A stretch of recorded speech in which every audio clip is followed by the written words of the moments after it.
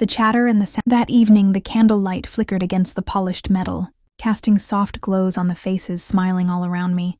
It was our 5th wedding anniversary, a night I had planned with so much care. My husband John sat beside me, his hand resting lightly over mine. My parents, a few close friends, and my younger sister Lily were all there to celebrate what I thought was the beautiful life John and I had built together. I stood holding my champagne, glass high, ready to make a toast about love, loyalty, and family. But before I could speak, Lily cleared her throat. She smiled a smile that did not quite reach her eyes and tapped her fork against her glass. "I have an announcement," she said, her voice carrying across the table.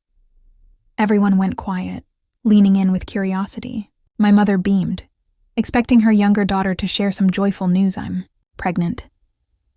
Lily continued, her hand resting on her stomach. A chorus of gasps erupted, followed by claps of excitement. My parents cheered until she spoke again, and she paused dramatically, her eyes flickering toward John. "The dad is John." The world stopped turning. My heart slammed against my chest, and the sound of laughter from another table suddenly felt like daggers in my ears. I dropped my glass, watching as it shattered into 1,000 glittering pieces on the floor. I looked at John. His face drained of color. His lips parted, but no words came out. He did not deny it. His silence was louder than any admission. For a moment, I could not breathe. I could not even cry. My sister's deception cut deeper than I could have imagined. She had always been the wild one, the one I had protected, covered for, and even defended when she made mistakes.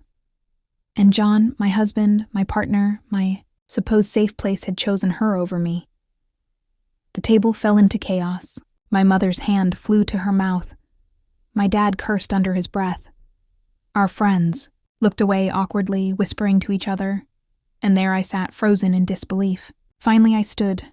My knees trembled, but my voice was steady. "Congratulations," said, staring straight into Lily's smug eyes. "You have managed to destroy 2 families." In one breath, I turned to John. "And you could not even have the decency to confess. On your own, you let her do it for you." I walked out of that restaurant, my heels clicking, like hammers on the floor, my chest burning with anger and sorrow. That night I did not sleep. I sat on the living room couch, staring at the wedding photo on the wall. My sister's laughter echoed in my head, mingling with memories of John promising to love me forever.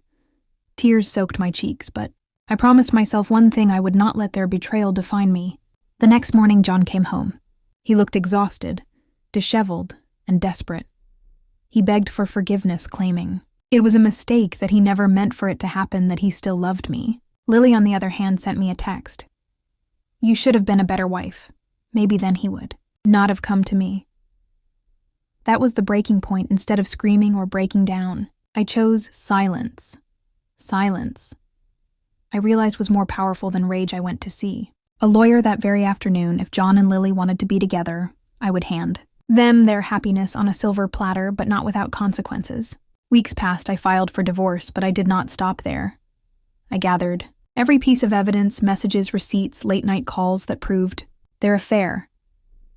At our next family gathering, with John and Lily both present, I laid everything on the table: photos, texts, timelines. My parents' faces fell in horror as they realized this was not just a fling.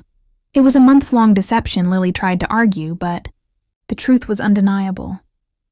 My dad told her to leave his house. My mother wept, torn between her daughters, but unable to condone such betrayal. John sat in shame, unable to even look me in the eye. I left that day with my dignity intact and their lives in ruins. The months that followed were the hardest of my life. There were nights I cried myself to sleep. Mornings, I did not want to get out of bed, but slowly, painfully, I began to heal. I joined a support group for women who had faced betrayal. I threw myself into my career, rediscovering passions I had neglected while building a life around John. One day I looked in the mirror and realized I was no longer the broken woman who had walked out of that restaurant. I was stronger. I had survived the ultimate betrayal and rebuilt myself from the ashes. Lily gave birth months later, but from what I heard, her relationship with John did not last. Trust born out of betrayal never survives. They fought constantly, and soon John left her too. She was alone, raising a child in the shadow of her own choices. As for me, I found peace. I learned that sometimes the People we love most can hurt us the deepest, but I also learned that betrayal is not the end. It is the beginning of rediscovering who we truly are. Looking back now, I realize that the night of my anniversary dinner was not the end of my story. It was the beginning. The betrayal that nearly destroyed me became the fire that shaped me into a stronger, wiser, and more resilient woman.